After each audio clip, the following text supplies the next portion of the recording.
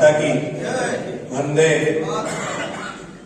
આજના કાર્યક્રમમાં ઉપસ્થિત આ વિસ્તારના જાબાજ અને જાગૃત ધારાસભ્ય શ્રી જેવી કાકડિયા સાહેબ, અમારા નગરપાલિકાના પ્રતિનિધિ અને ખૂબ જ બાહોશ કામ લઈ આવવામાં અને એલર્ટ સતત ગાંધીનગર કોન્ટેક્ટમાં રહી અને કામો લઈ આવતા એવા નગરપાલિકા પ્રતિનિધિ એવી રીવડિયા સાહેબ, અમારા શહેર ભાજપના પ્રમુખ શ્રી ઘનશ્યામભાઈ સાંદરાણી, અમારા જિલ્લા ભાજપના મંત્રી મનોજભાઈ મેડા, નગરપાલિકાના ઉપપ્રમુખ ભાનુબેન, પૂર્વ શહેર ભાજપ પ્રમુખ ધીરુભાઈ કોટડિયા, મારા પરમ મિત્ર અને સહકારી ક્ષેત્રમાં બહુ મોટું નામ નાની ઉંમરે કમાનાર એવા અનિલભાઈ વેકરિયા,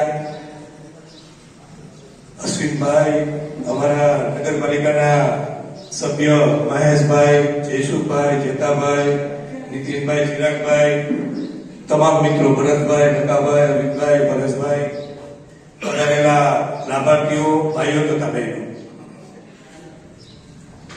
માણસની જન્મે ને ત્યારે મૃત્યુ પામે છે ત્યાં સુધીની બે સૌથી મોટી તમન્ના હોય છે। એ બે તમન્નામાં મારી દ્રષ્ટિએ કહું તો કે ઘરનું ઘર હોય અને સારો ધંધો હોય, નોકરી હોય। ગુજરાત સરકાર અને ભારત સરકાર આ બંને તમન્નાઓ લોકોની, સામાન્ય નાગરિક હોય કે સાહુકાર હોય, આ બંને તમન્નાઓ પૂરી કરવાના ટાર્ગેટ સાથે આગળ વધી રહી છે। નરેન્દ્રભાઈ જ્યારથી અહીંયા મુખ્યમંત્રી હતા ત્યારથી બે યોજના ચાલુ થઈ છે કે બેરોજગારને રોજગારી મળે એટલે એને ધંધો મળવાનો છે। અગાઉની સરકારે બહુ પ્રયત્નો કર્યા હતા આવી આવાસ યોજના લાવીને, પરંતુ સફળતા નથી મળી।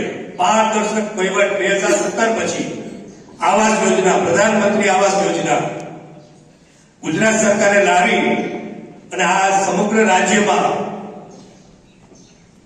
જે લોકોને કનેક્ટેડ કે ઘરનું ઘર થાય આ માટે પૂરા પ્રયત્નો કરે છે।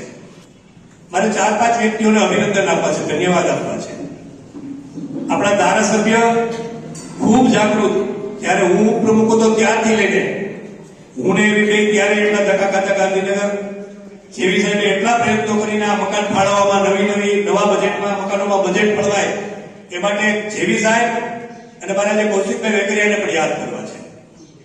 કૌશિકભાઈએ પણ જેવી સાહેબ સાથે રહીને સતત